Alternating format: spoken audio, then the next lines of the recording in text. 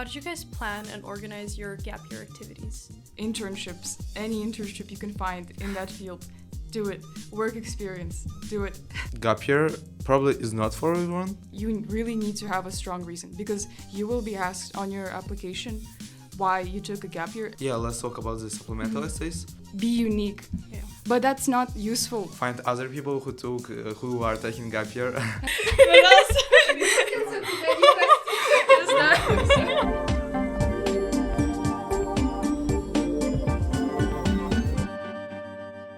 Hello everyone, and welcome to today's podcast episode. My name is Aruzhan, I'm a year 12 student, and today we're featuring... My name is Selin, and I'll be studying electrical engineering at UC Berkeley. Hi, my name is Makhmut, and I will be studying mathematics at Cornell University. Now my very first question is, what factors influenced your decision when choosing which universities to apply to? Okay, I think if we're being honest, the first point of reference for everyone is probably looking at rankings. Now, obviously, they're not the only thing you should look at, and they're not 100% true at all. And it's probably not possible to accurately rank universities in first, second, third place, etc. You could probably put them into groups, but I think they are a good starting point because they do somewhat reflect a university's academic reputation, their teaching reputation, their research output, and other factors, the amount of resources they have for students, and other factors that will affect you during your experience at this university. The second factor that I think is underappreciated when picking universities is probably location. Because when people would tell me that location is important for picking a university, for some reason, the first thing I would think of, or I'd assume that they mean like location in terms of if I want to be in a big city or the suburbs, or if I if I prefer like sunny weather versus colder weather, and to me those things didn't matter at all. Like I just cared a lot about the university, but really location does matter in terms of like the university's proximity to the industry that you might want to go into. This is like an obvious example kind of, and sort of a stereotype, but for example, like UC Berkeley is the number one feeder school to the Silicon Valley, and I think Stanford is also like maybe the second top feeder school to the Silicon Valley. So obviously if you're going into tech or engineering or something like that, you would have a really strong alumni network in that area if you were to go to that university, and it would be probably easier to get into that industry. Then other factors include, what do you think? I think that the size also matters, because yes. like depending on whether university is large or like it is a small liberal arts college, it's important to look at those factors, because there are also some differences between those. For example, I personally, when I was picking universities, I didn't really mind the size of the campus. However, big universities were a bit more preferable, because big universities usually have more opportunities, a wider variety of them, and you get to meet a lot more people, obviously, and a lot more people from different backgrounds, from different countries. However, I think that small universities also have their advantages. Like you have an easier access to professors. You will probably have an easier access to research. But if you do well enough and if you try well enough, you can get those opportunities in big universities as well. And there are also like mid-sized universities, which are something in between those two types. Mm-hmm. Did you guys have a preference in terms of the location of the university? Like when applying? I didn't have a preference in terms of like, you know, kind of things like weather, things like if it's a big city or the suburbs, they didn't matter to me at all. They might to some people, but to me, I didn't really consider those things. I think it does matter, like what industries sort of are flourishing in the city that your university is in, because your university will have like good ties with the companies in those industries, for example, and also a stronger alumni network in that area. Also, your university will be more well known in that, or more well respected in that area, for example. I think another factor that you should consider when applying to universities is the university's culture.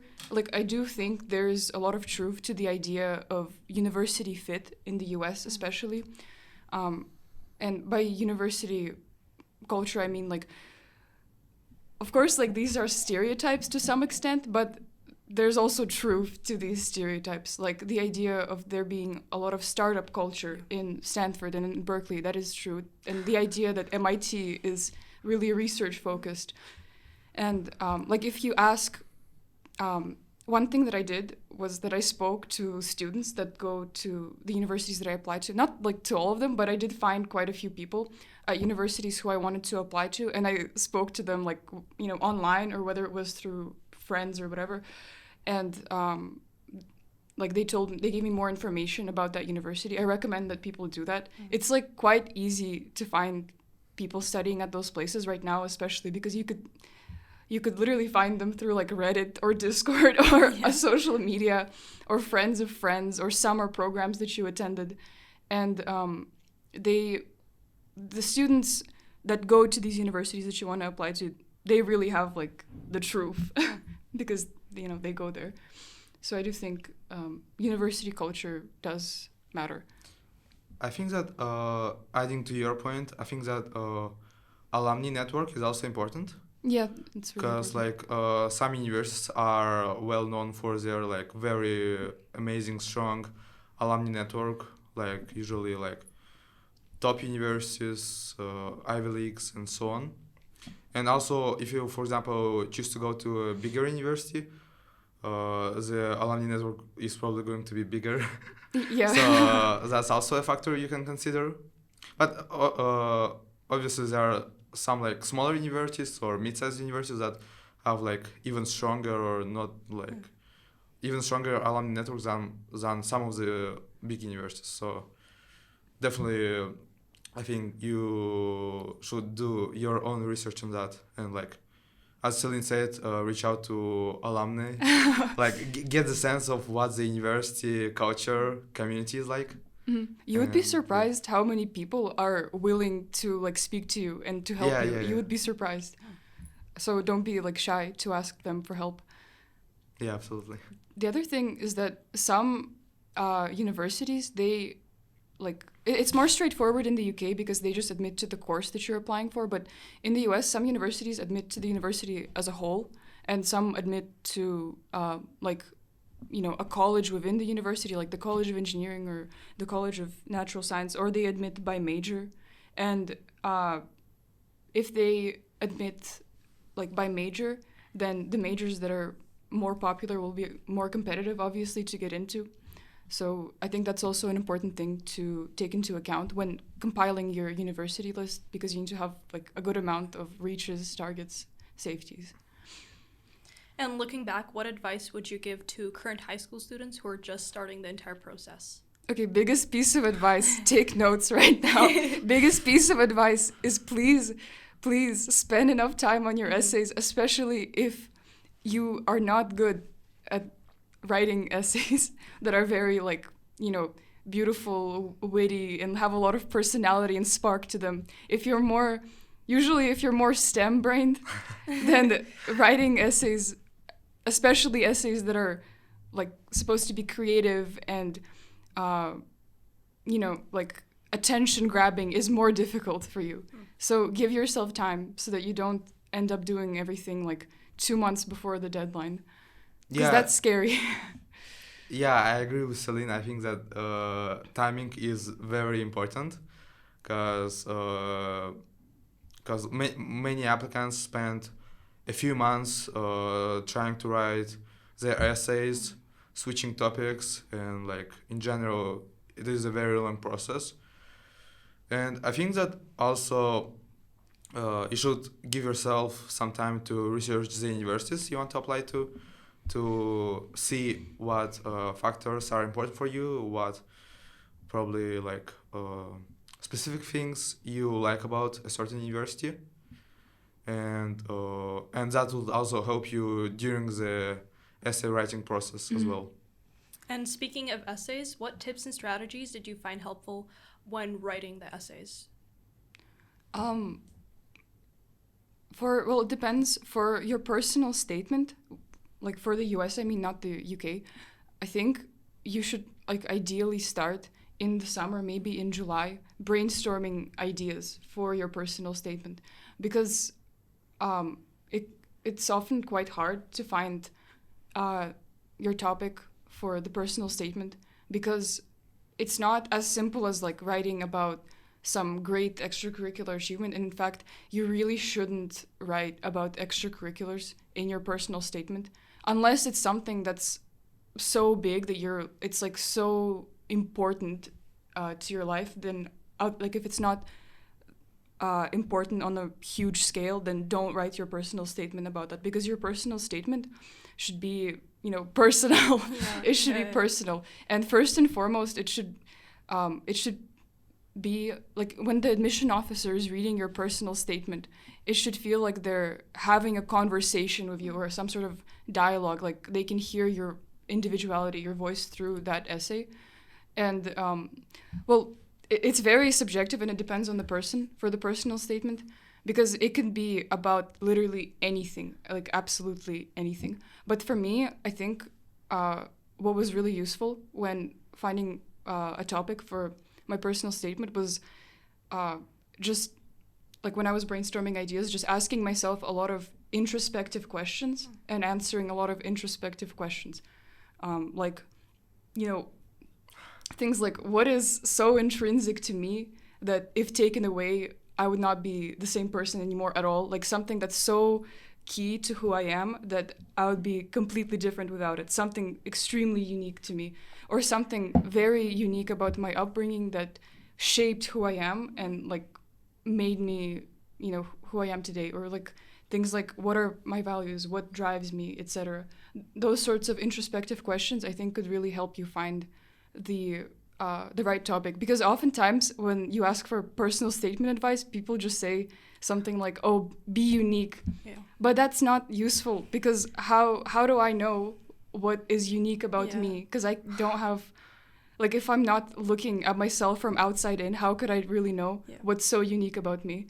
And that's why doing that like exercise where you just ask yourself introspective questions and brainstorm things, and it will not take one day, it will not take 2 days, it will take you a good like few weeks to really find something. And then at the end you'll have like maybe 3 topics that you think are interesting, and then at that point the best thing is to write a draft, because you might think that you found the right topic, and then you write a draft and it just doesn't sound the same way that you thought it would sound.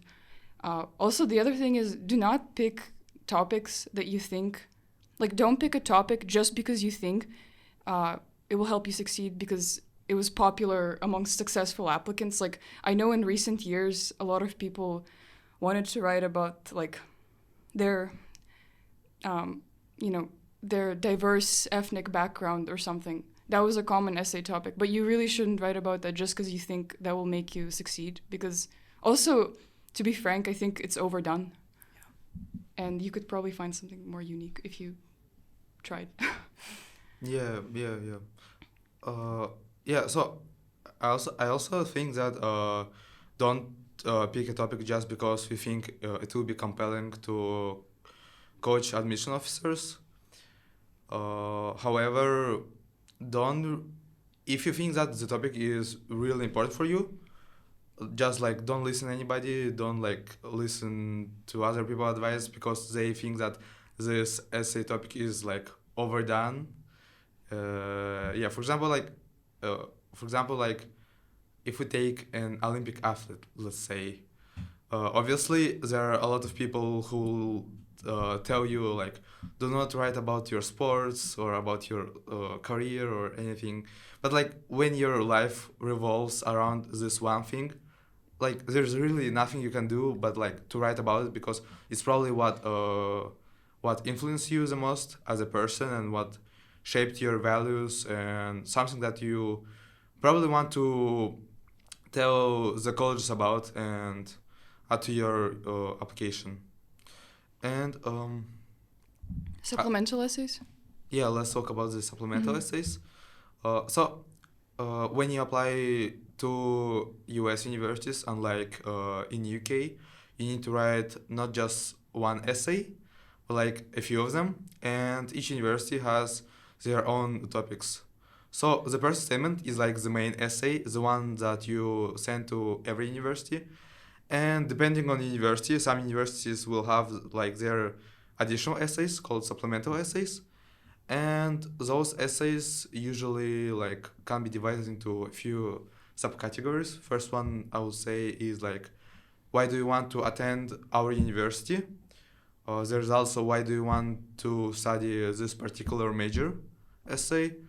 And there are also a few like creative topics, like can you talk about your life experience, or can you talk about your like cultural background? There's like Or- leadership, community, diversity essays. Yeah, The yeah, main, yeah. Those are the main categories. Yeah, and some universities also have their own topics that they like make up, that they create every year. For example, like University of Chicago, they're like well known for their quirky essay topics. Like I think that this year they asked for uh, I don't remember the exact topic, but I think that this year or last year they asked something like, if you were to go back in time and meet some historical figure, what would you like? Right. What piece of technology would you give them? Yeah, right? yeah, Something yeah. like that. That was, I think that was the Yeah, topic. and people like write about a variety of different things. Like some people want to write about like how they would go back in time and like meet Cleopatra and like give her some like uh, like some like something from Dyson, or like how they go back in time and like meet Alexander Hamilton and and give some other piece of technology. And yeah, so I think that when you write the why is this university or why is this major essays, you need to be very specific. You Mhm. need to do a lot of research on the university, on the programs, on professors, and some specific opportunities that you think are like connected to you, and that will show to admission officers that you've done your research, that you are really interested in the university or the program, and that's going to really help you. So that's why it's important to give yourself a lot of time to properly research the universities. Yeah, because researching universities also takes like a surprisingly large amount of time, because oftentimes when you go on a university website, or at least like, you know, top universities, they often have the same range of like opportunities at their university. Like they all have the same opportunities. They're just called different things, but they're really pretty much the same thing. And you need to find like that one thing or those few things that are super unique to that university that you're applying to and that you care about, and that link to your like career or academic goals. Because universities also care, especially in the US, they care about yield, which means that if they admit you to their university, they're admitting you because they believe that you're going to accept the offer. They assume you're going to accept the offer, not turn them down. So that's why when you're more specific about what programs you like at their university or what opportunities you want to take advantage of, that makes for a more compelling case, proving to the admissions office that you actually will go there if accepted. So that's another reason why researching your universities really matters. Also, it will help you on the why us essay a lot, and that's, I think, in my opinion, one of the toughest essays to write about, because for the other supplemental essays, like oftentimes you can write, something about your main extracurricular commitments, oftentimes because they're leadership or like community related, or diversity related maybe. Then can we go back to the previous question because I just thought of something. No worries. Yeah. What was it? The advice for applications. Yeah. The other thing that I wanted to say for the previous question was that really ask your teachers for letters of recommendation in advance, like at least a month, but maybe do it, like it would be better if you would do it even earlier than, a month before the deadline, because I think in my experience, it's a good idea to meet with your teachers if they are willing to meet with you, and to discuss what outside of your classes you've done that's related to their subject and that matters to your application, because your teachers don't know everything that you do outside of their class. And I think don't be shy to set up a meeting with them and tell them about that, because oftentimes also if you don't have space to mention something important in other parts of your application, you could ask if your teacher if they're willing to put that into the letter. Also, the other thing is don't be shy to ask for help from anyone and everyone that you need, because it is your future and you need to take that seriously and take it into your hands. Because like if you need, ask friends who were admitted in previous application cycles, ask people on Reddit and Discord who are already studying there, or other people who are already studying at the universities you're applying to. Ask, counselors, teachers. Just don't be shy to ask for help, because it's your future and it matters. I think that there are still like some points to cover. When writing about a specific university in your supplemental essays, you imagine if you swapped the name of the university on your essay, will it make sense or no? If it still makes sense, then your essay is not specific enough. Because most of the universities, they have a lot of common opportunities and common common things that you can write about, but those things don't make your essay specific enough. But if in your essay you can swap the name of the university to another university and the essay doesn't make sense at all, then you did a great job and your essay is specific to that university. And in your essay you also should show not just what you can take from university, but also what you can bring to the university community as well. For example, if you've done some volunteering experience during high school, you can write about that. Or if you've been a part of music band, universities usually have their own music bands, and you can also write that down as well. And I think that we haven't covered the creative essays yet, right? For supplemental? For supplemental essays, yeah. So in your creative essays, for supplemental essays... can you give an example of what you mean by for example, essay? The example I gave with the roommate. Chicago. The roommate essay. The roommate essay. The roommate essay, yes. Yeah. So Stanford has...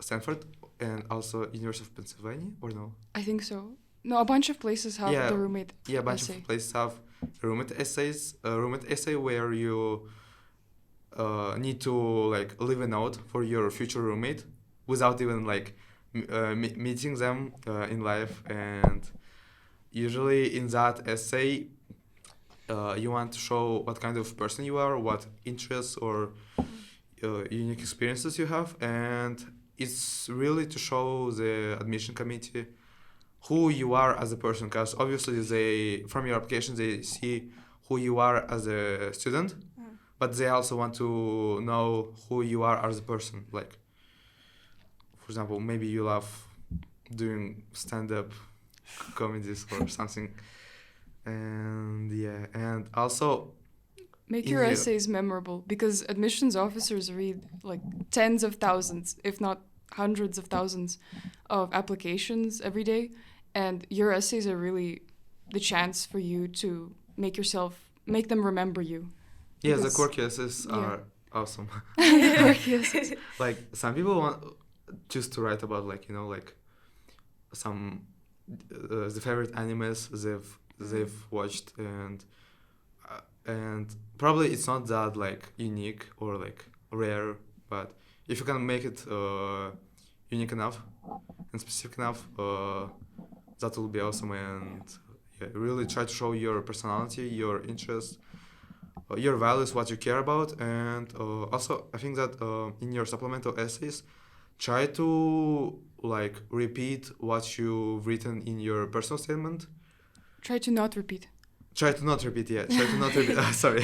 Try to not repeat what you've written in personal statement, because you obviously don't want to do that. And In general, like, try to not mention anything twice in your application. Make sure that in every new section of your application, you're mentioning something new or elaborating with something new on a certain topic. There shouldn't be any repetition. Yeah. Don't waste your Space, space because to there's not enough. Just, There's not enough just space at repeat. all. But for example, you said that don't mention something twice, right?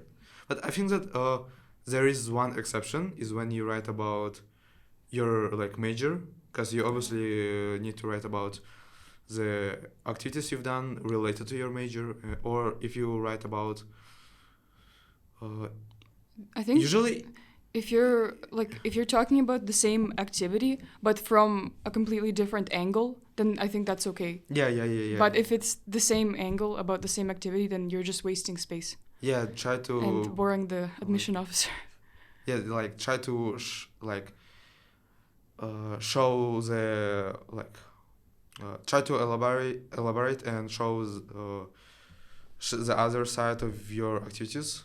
Like try to like because for example, if two students have done the same activity during their school career, but one person writes about this activity in such way that the other person doesn't write, and like it really makes this person stand out, that's usually what you want to do. Mm-hmm. I think the essays are definitely very interesting when applying to the US, because I feel like compared to the UK, you can be very creative with your essays, but whereas when you apply to the UK, you have to be like very on point. And yeah, I think that's definitely the nice aspect of applying to the US. And now my next question is, how did you guys decide on your choice of major or program when applying to the universities? Like, if I'm being honest, I just knew for a very long time that I wanted to do engineering. I was not exactly sure if I wanted to do like mechanical engineering or electrical engineering. I had those like smaller doubts, but I was certain for I don't know, at least 3 years that I want to do engineering. But I think in general, the only way to really know what major you want to pursue is to research it a lot. And I don't mean just go on Wikipedia and read the first sentence of what what people in your major do, because that's an inaccurate representation of reality. And actually spend like hours researching what people in that field do. If it's a STEM field, or I guess if it's humanities field or languages field as well, but like what research is being done at the forefront of that field, what career opportunities are you going to have if you pursue that major, and also talk to people who work in that industry. Once again, like I think the one thing I realized this year, because I was lucky enough to have to meet like a lot of mentors for different projects that I was doing, people are willing to help you. Like you would be surprised how many people are willing to help you out just because they're interested in what you're doing. You would really be surprised. That's why don't be afraid and put yourself out there and ask people for help, because they will help you even if they don't know you, and you just send them a random email, like there will be that one person who will respond to that email and actually help you out and give you really useful advice. Or, yeah, so talk to people who work in that industry or that field, and also get experience, internships, any internship you can find in that field. Do it. Work experience. Do it. Because that's the only way to find out. You're not going to find out by sitting at home and like reading a Wikipedia page about your major. I think that in addition to internships, you can also do some summer programs for high school students. Definitely. Like some summer programs give you an opportunity to like try yourself as a like journalist or as a researcher, yeah, or like yeah. So there are some programs specific to each major, and I think that that's something that people who are not sure and want to try different fields can try. And so the good thing about US universities is that you have the flexibility of like switching your major. So when you enter the university, you are not tied to a specific major or like degree.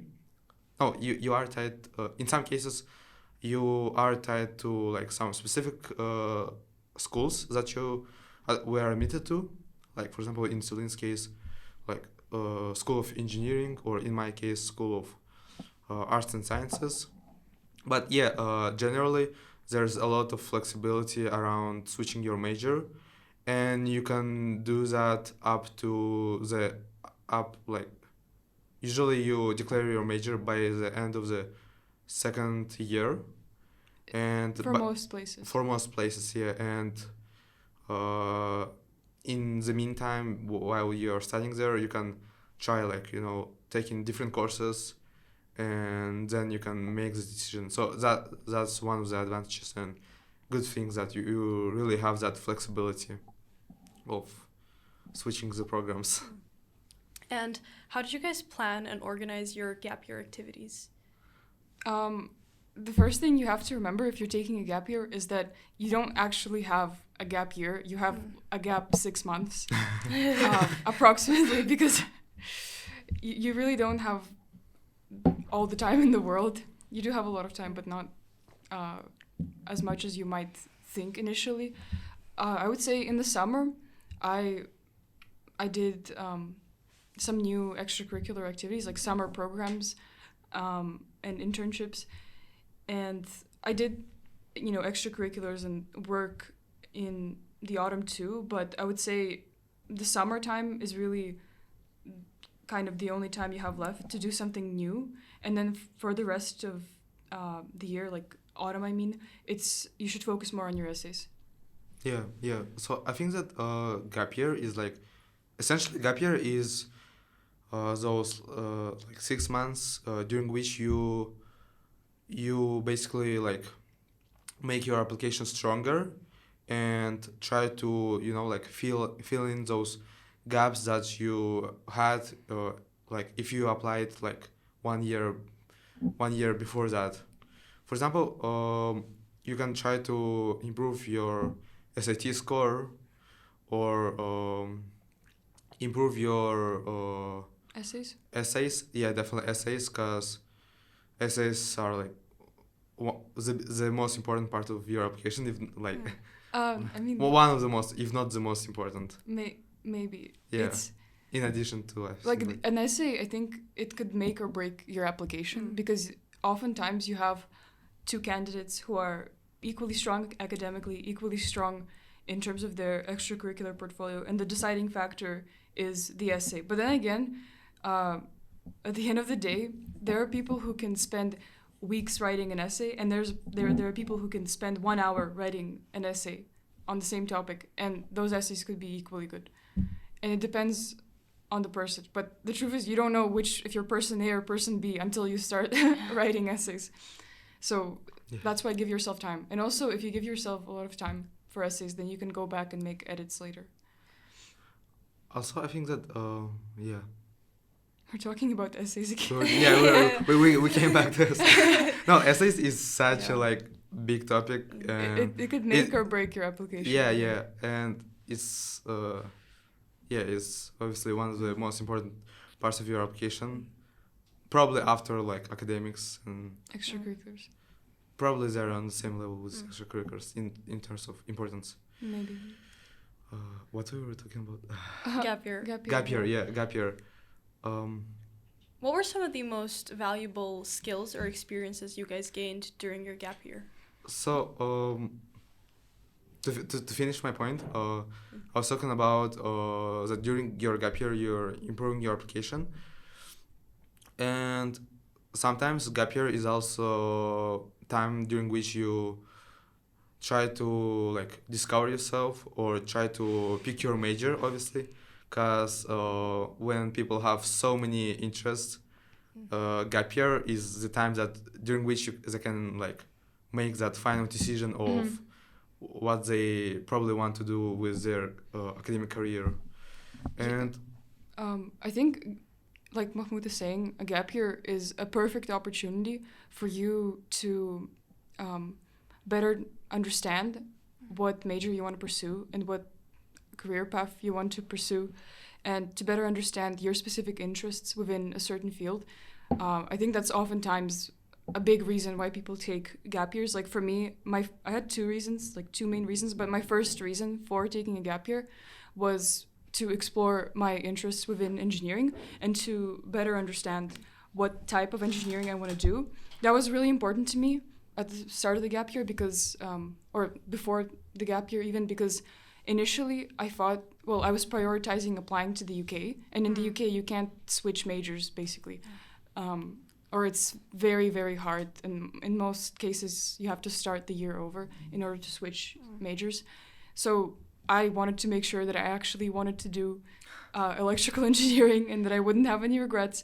And so that was my first reason for taking my gap year. The second reason was that I had a lot of social projects and a lot of responsibilities to other people within those social projects, and I didn't want to let them down because a lot of people were relying on me, and I wanted to make those projects more sustainable and to expand like my team and to, in some cases, to pass the project on to other people.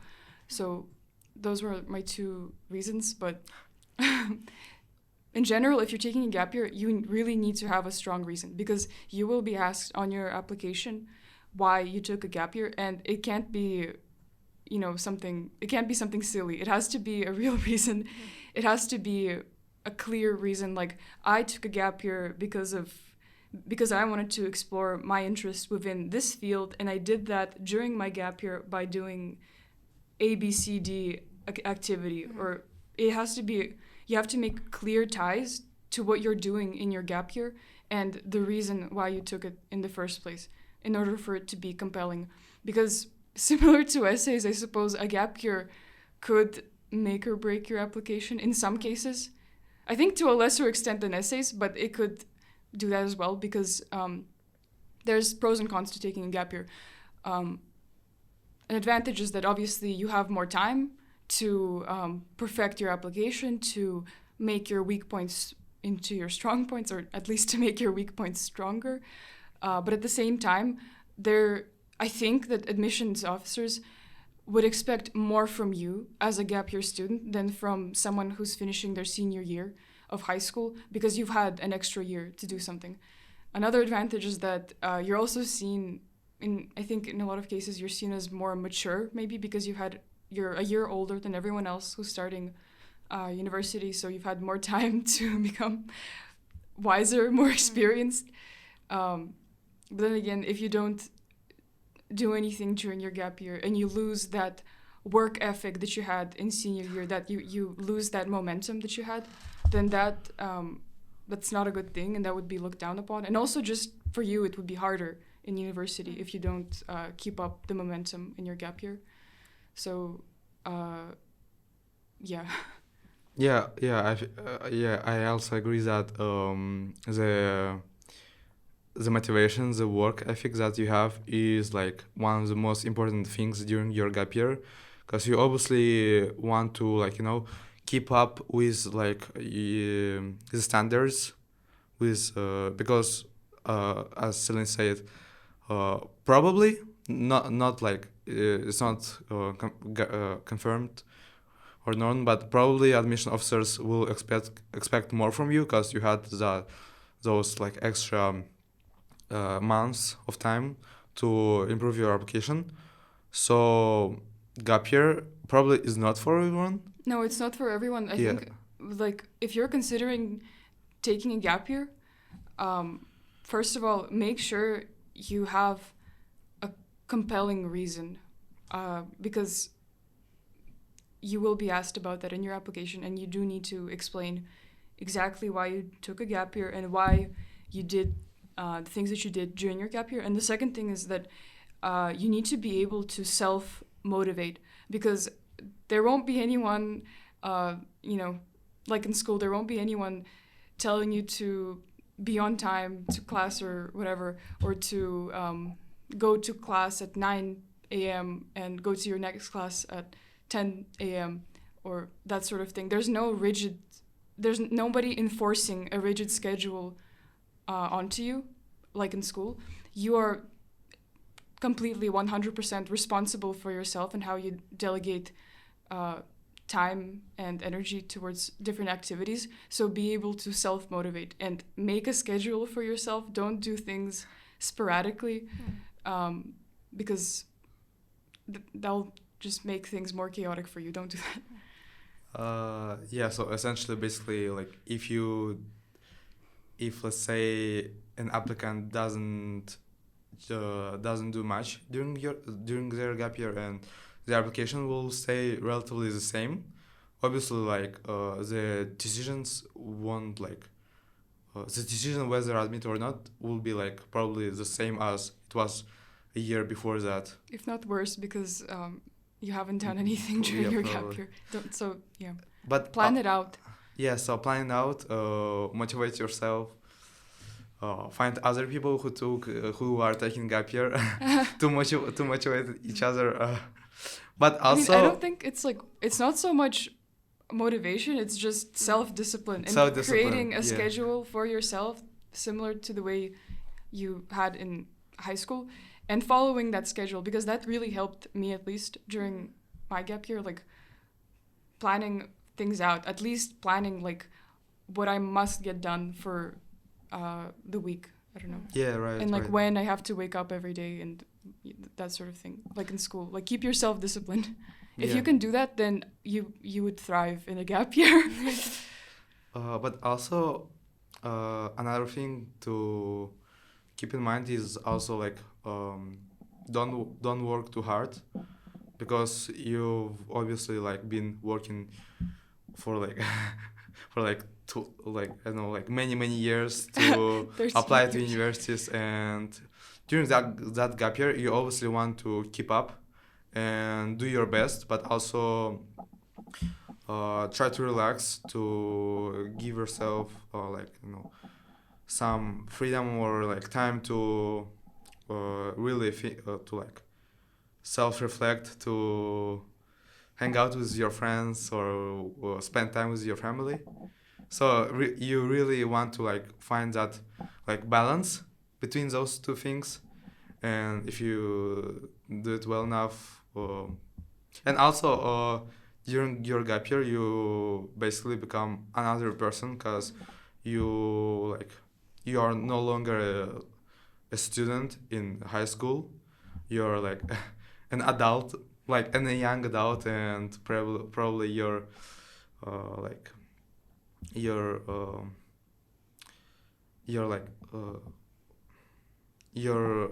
values, or like your the way you look at life and things will probably change. And yeah, so it's really a time to self-reflect, to improve yourself. What did you do in your gap year? Yeah, so in my gap year I like delved deeper into mathematics, something that I love.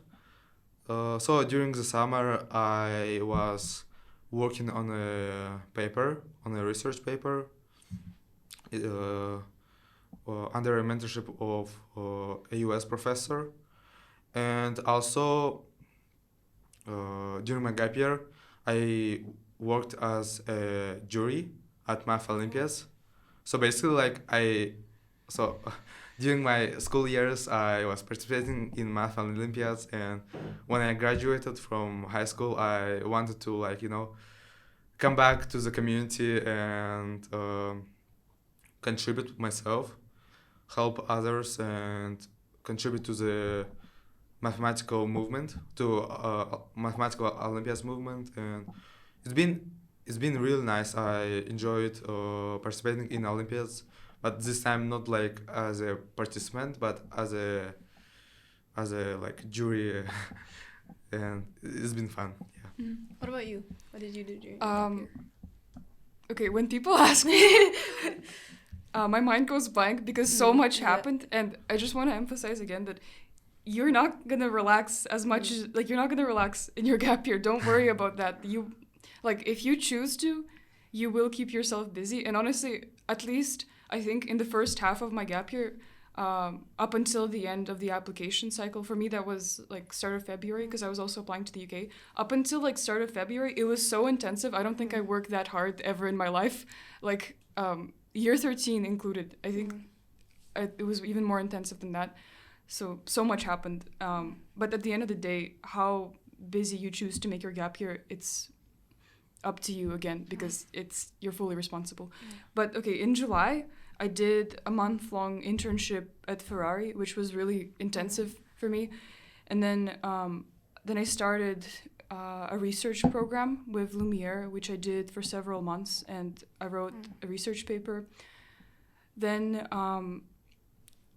also somewhere in autumn, I started working on a nanosatellite research project, which is a joint project between Al-Farabi University and UNICEF. I'm still working there, so I was basically I had a lot of responsibilities there, I still do, but I was basically like a part-time research assistant for them.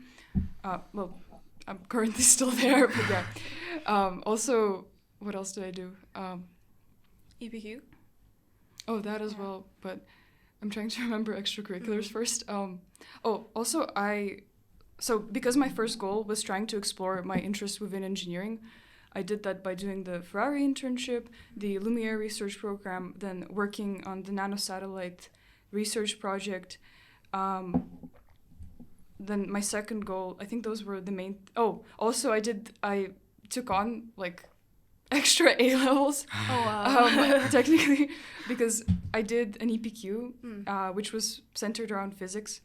EPQ basically is like a long-term research project, basically. So I did that, and I also I did chemistry AS level in year 12, but then I dropped it in year 13, and then I decided to finish it in my gap year, so I was also doing that throughout the year. And my second goal, because it was trying to make my social projects more sustainable, I worked on my volunteer tutoring project called Limitless Learning, and I basically passed some parts of that project onto other people to make it more sustainable when I leave the university and have less time for it. Also, helped attract sponsors to it, and wrote articles about it. Then for the Tuzbe app, we made a more high quality version of the app. Also, the team completely changed, and I had to find new people to join the team in order to keep it going. So we made the app more high quality, and we also designed electronic safety bracelets which pair with the app.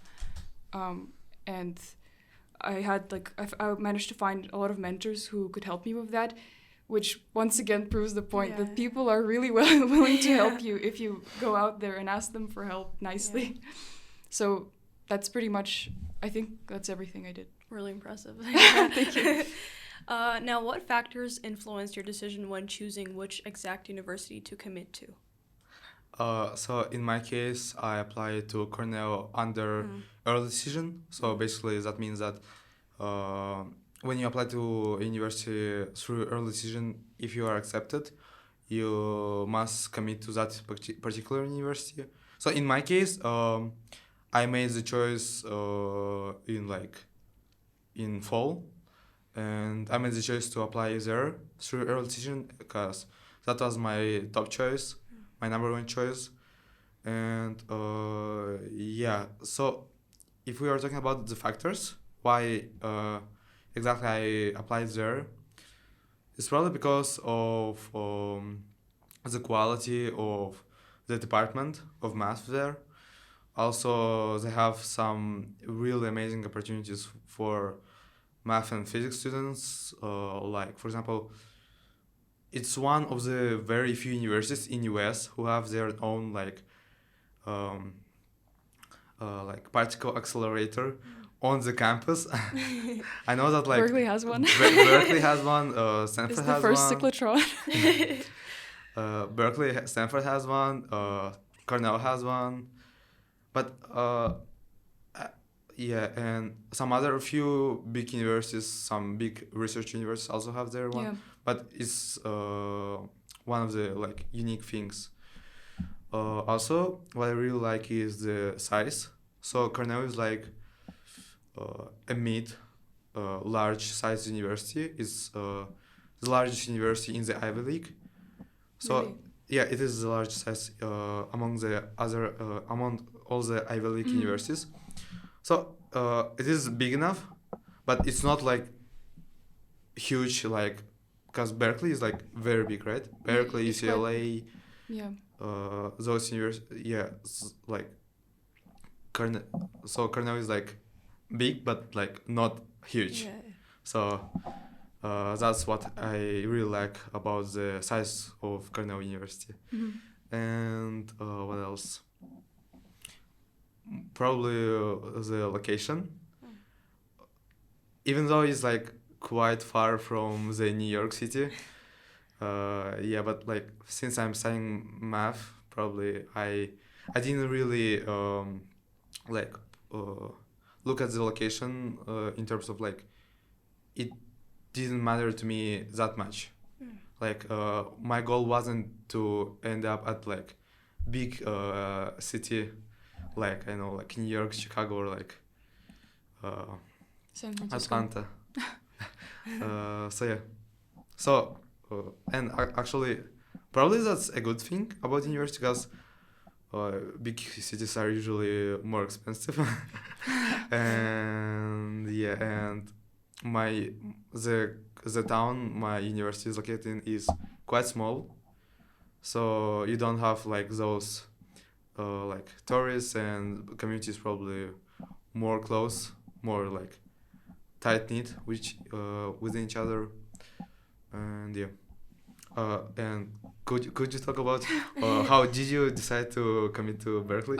Okay, so I did not apply early decision, which in hindsight, I guess I don't regret it, but I think applying early decision is a really good idea.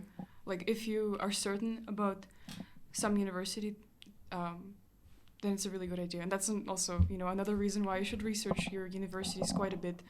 I think it's important.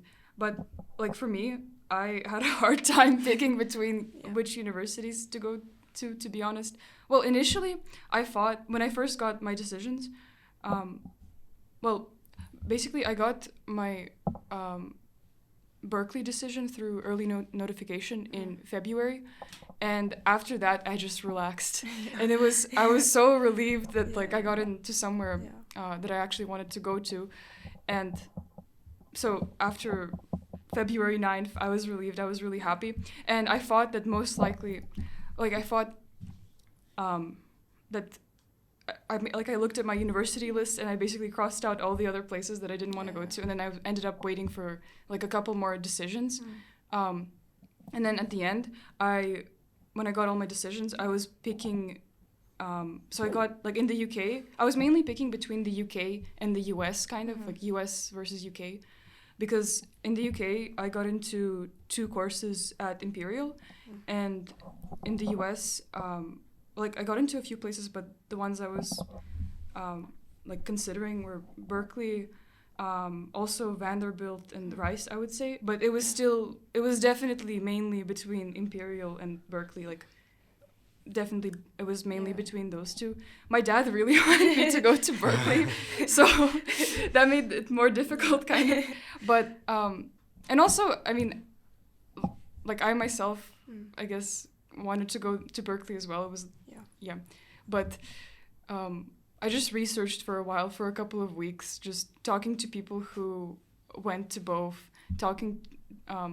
researching what opportunities each area has, because London versus Berkeley, very different, like very different places. And I think at the end of the day, what I decided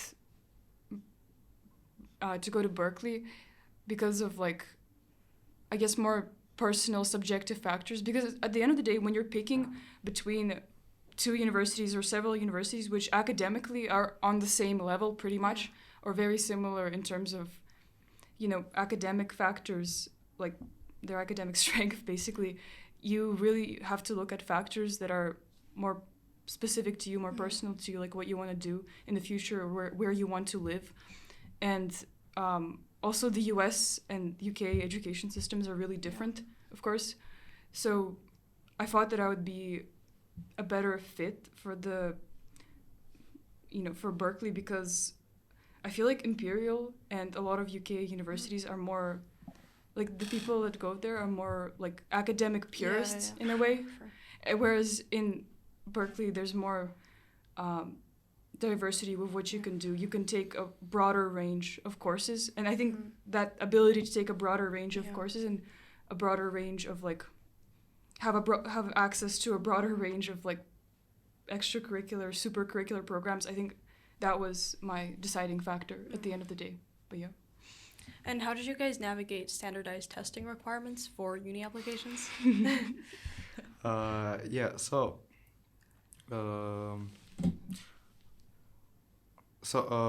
When you apply to US universities, you have an option to send standardized tests. Those are SAT and ACT. And you also take English tests sometimes, in case if you're an international student.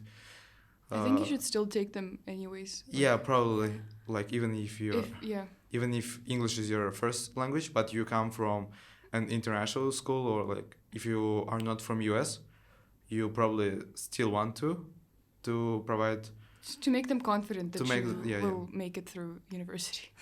Yeah. So in my case, I took the SAT. I didn't take the ACT.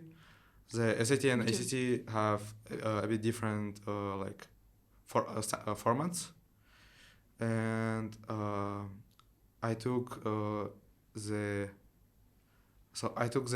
SAT in October, the digital one in October of 2023, and I got a 1500, and that's what I applied with. And I later also took it one more time in December, and I got 1510, but like it didn't matter at that time, because the decisions were already out, basically. And so the resources I was using to prepare for SAT were first of all the Han Academy. Han Academy has their, like, official partnership with SAT, I think, and they have a lot of practice tests, practice questions that you can take. And since SAT is a standard test, it's basically the more practice you do, probably the better you will do, because there are, like, some ways, some, like, type of questions that you can like master, because obviously those people who create the SAT, they have, like, they have their own, like, types of questions, and by mastering them, you essentially get the sense of how to think as the one who basically creates the tests. So Han Academy is definitely, like, the best resource for the practice. Also, Erica Meltzer books, especially for grammar and English grammar and punctuation. Also, in recent years, there have been some organizations which have made like these like SAT training courses where you just do a bunch of practice questions and integrated AI analyzes the questions, the type of questions on which you most frequently make mistakes on, and then gives you more questions of that nature so that you can practice your like weak points and improve your weaknesses. But I don't want to recommend those necessarily because oftentimes they don't use questions from the actual SAT exams. They make up their own questions which are similar to the SAT, but I do think that's still very useful to use. But that shouldn't be your only tool when studying for SATs. Yeah, but I think that if you've done like all the practice papers, all the practice papers from like Khan Academy, from the Erika Meltzer, then you're good. And yeah, you definitely can do those as well. Like it won't hurt you. Probably even probably even help you to improve your English abilities. If your school is test optional, it's still recommended that you like take the SAT, take several months to study for it, take it 1 to usually I think 3 times to try to get the highest score possible, because if your school is test optional, an SAT could still help, or an ACT could still help your application. Like if you got a high score, it will only add to your application. It won't harm your application in any way. It would be a good thing. And when you're like competing for places at top universities where the acceptance rates are so low, every small like thing you do, it matters to your application, or it could help your application. And that's why, if there's any small thing you can do to improve your application by 1%, then do it, because those things add up. So SAT, even though at many colleges it is optional, it's still really like I would say recommended to take it and try to do well, because in case if admission officers have 2 like applicants, A and B, who are like very similar, like have similar backgrounds, similar activities, who are on a like similar level, but if one has an SAT score, like a high SAT score, let's say like 15-30, and then another one applies with without an SAT score, they would probably take the one who applied with SAT score, because essentially like SAT is just to show to universities is that you can handle the rigor, because it basically consists of math and English, the components that are the most crucial to universities, and like it's just to let them know that you'll be able to study there, especially as an international student. And so during like COVID, many universities went test optional. Not just many, all of them. Basically all of them, and many people got into universities without an SAT score because they basically couldn't just like physically register for it, because the tests were cancelled because of COVID and all of that stuff. But nowadays many universities are bring back the test requirement policy, like MIT. This year also I think that Yale, Dartmouth, Stanford, some other universities as well are bringing the SAT policy back. And Cornell, for example, they are not bringing back for the next year intake, but for the year after that. But for the next year intake, they state that it is recommended to apply with an SAT score. So so SAT is still important, especially nowadays. How did leadership positions such as the PLT affect your application? So leadership positions, I think, are extremely important when applying to US universities, because they want to admit the leaders of tomorrow to their universities, regardless of what field you're a leader in. They want to admit leaders, basically. And anything that you can do outside of class that demonstrates your ability to lead something, especially if it's a long-term project, and especially if you have some sort of measurable achievements in that leadership project, or some tangible impact and high impact on your community or on other communities, like regionally, nationally, internationally. That really matters, and it helps a lot in your application, because especially if you're applying to a top university, there are tens of thousands, hundreds of thousands of applicants with A stars all over their academic transcripts. And the only way, a big way to distinguish yourself from all those people is by showing that leadership, by showing those unique projects. And because your application, your extracurricular portfolio needs to be both well-rounded, but also you should have like a spike moment, some, 2 activities or 1 or 2 activities that are really key to you and are your biggest activities and make you stand out amongst the crowd. So it needs to be both. There needs to be both a spike element and, you need to be well-rounded. Not so if you're going into STEM, your activity shouldn't be STEM only. You should have variation, like social projects, leadership, music, sports, etc. And so PLT is a good opportunity for you to grow your leadership skills, to grow your public speaking skills, and to demonstrate your ability to lead. So I was a house captain for Edmonton when I was in school, and I do think that helped me develop my leadership skills. And I did mention it on my application. It wasn't my main point. I mentioned it in the additional information section because I had a lot of other leadership projects and other research projects that were more important to my application, but it still is very useful to be in the PLT or have a similar leadership position. It's better if it's long-term. So, for example, if you were part of the House Council every year when you were in high school, like every year for, 4 years, then you could say that because that's a leadership position that you've held in the school community every year for 4 years, and you've been dedicated to helping your school community for all those years. And that shows that commitment. You probably have some achievements, and also it shows your leadership. Yeah, I strongly agree that leaderships are important in your application. Like even if you're like even if you apply, let's say like physics, math.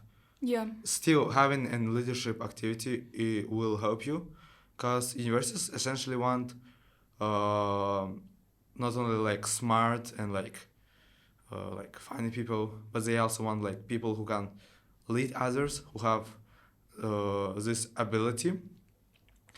And they're looking for people who are gonna one day make their university famous. basically, Basically.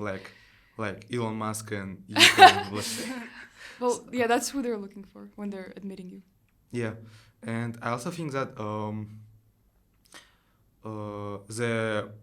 the way you position yourself to universities is important, because for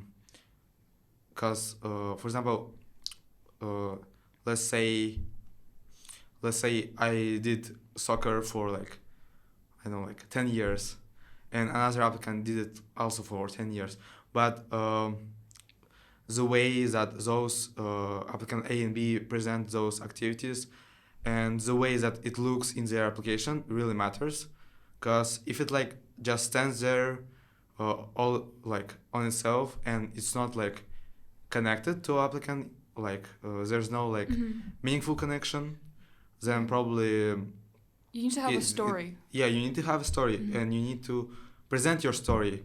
So basically in your extracurriculars, in your activities, you include those like pieces of your story, and combined with your essay and everything, the ways that you position yourself, that will be your story that you're going to show to admission committee. Yeah, after they finish reading your application, they should be able to say, oh, this is the tech entrepreneur, women's rights activist right here, and this is the Olympic ice skater right here. They should be able to read your application and like sort of classify you as something, because your application needs to be memorable. And if they can at the end, if they can classify you as like one thing or put a name tag on you, then that means that your application was cohesive and it was impactful, and they will probably remember it, I think.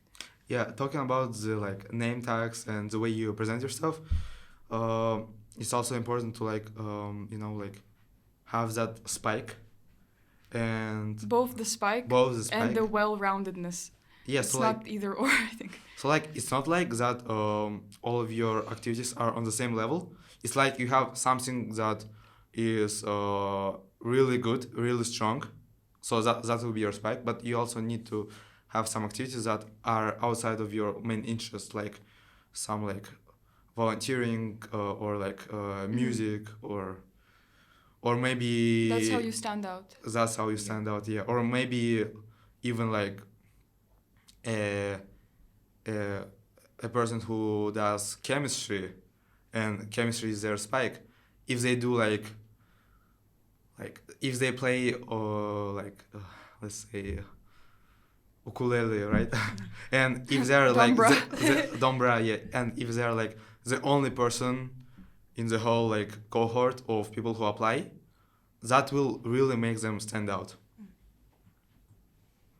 So yeah, so you really need to like find that balance of having a really strong extracurricular, your main one, but also Main one or two. Maybe maybe three, yeah. But not. Usually, you would have like 2 or 3 ish. 2, 3, yeah. Yeah. And also having some other activities for the variety and to stand out. Well-roundedness. Yeah. What are you guys most excited about as you prepare to start college? To take advantage of a lot of new opportunities that will be available at my university. Yeah, and same. And also like probably like To meet new people. to meet new people from different countries, and take advantage of opportunities once again, and probably see what resources your university has to offer, like different clubs, different labs, or probably even like sports. College is also like a place where you can explore your interests or like new things like sports or like some hobbies. Mm-hmm. So I think that's something that I'm excited to explore. Mm-hmm. Are there any specific goals or aspirations that you would like to achieve while in college?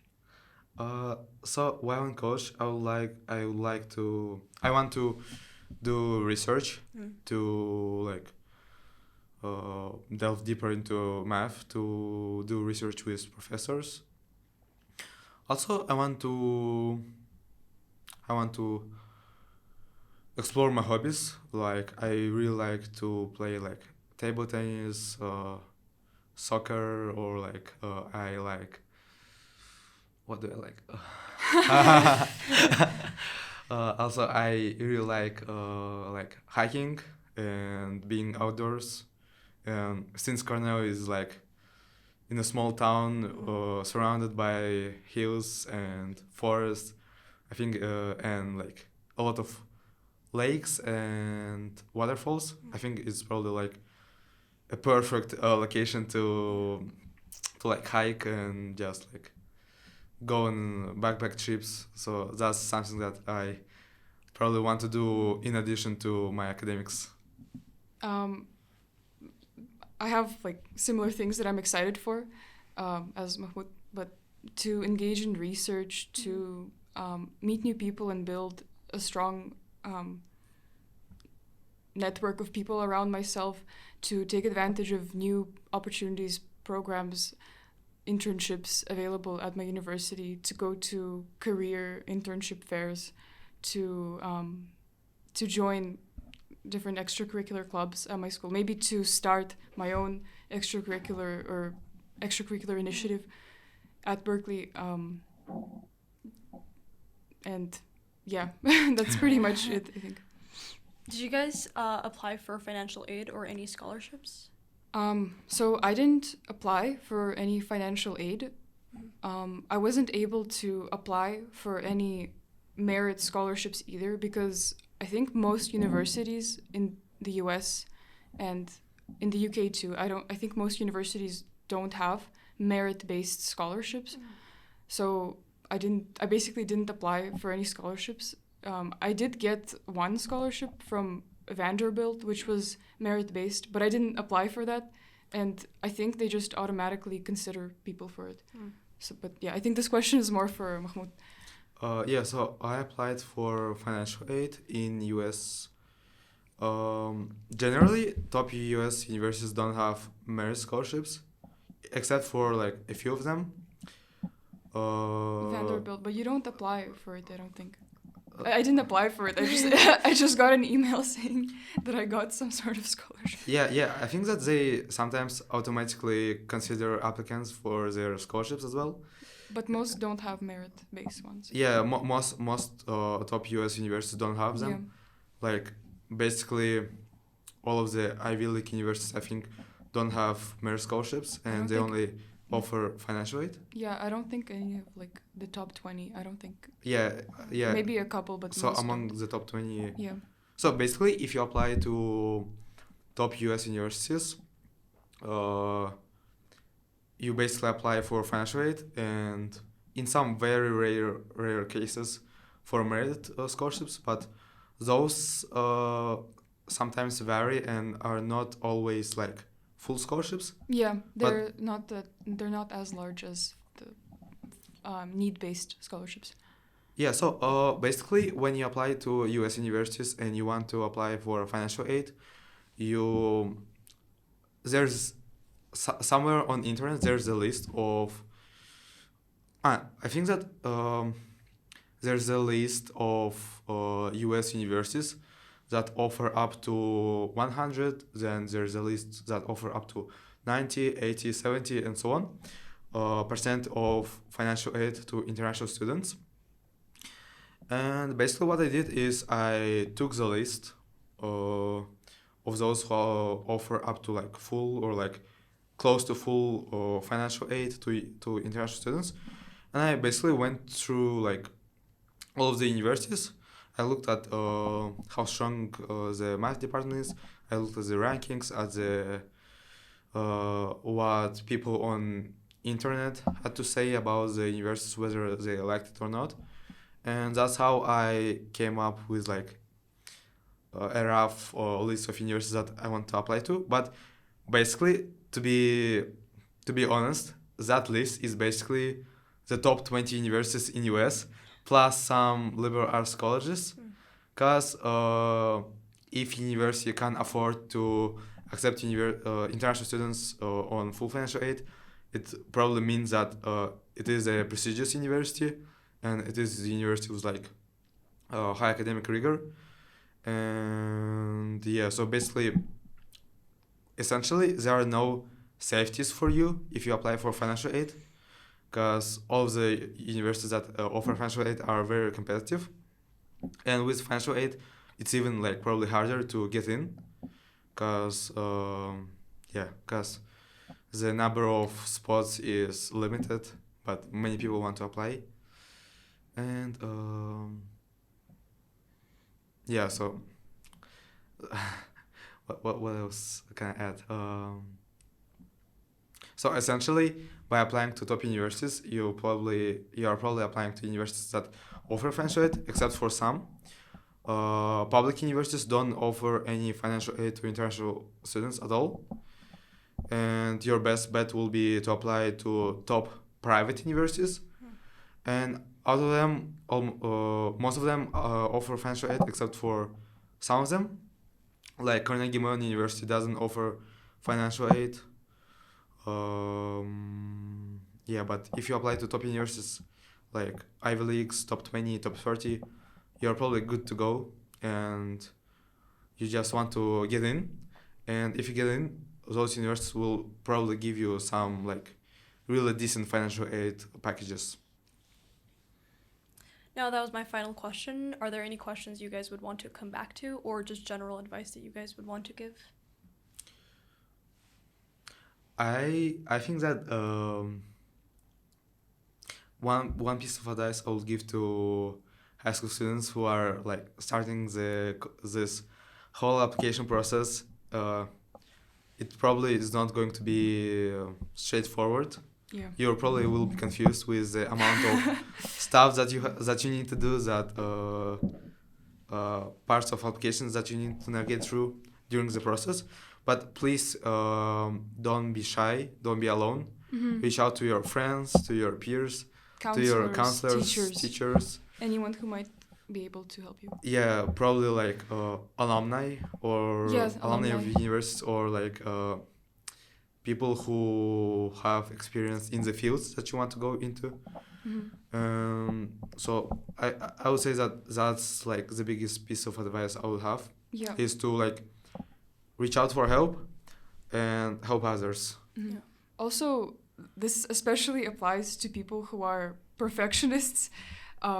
I know I'm a little bit of a perfectionist sometimes. So, as Makhmut said, it's an unpredictable process, especially for the US. It's not very straightforward.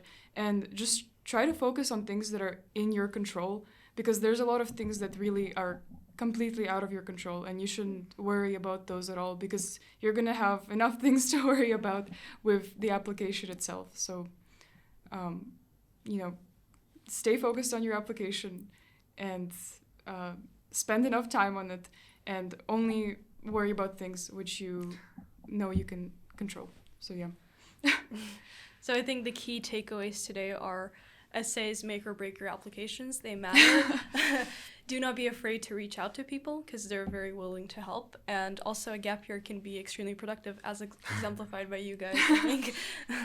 So I think this concludes today's podcast episode. Thank you, guys. Thank Thank you. you. Thank you.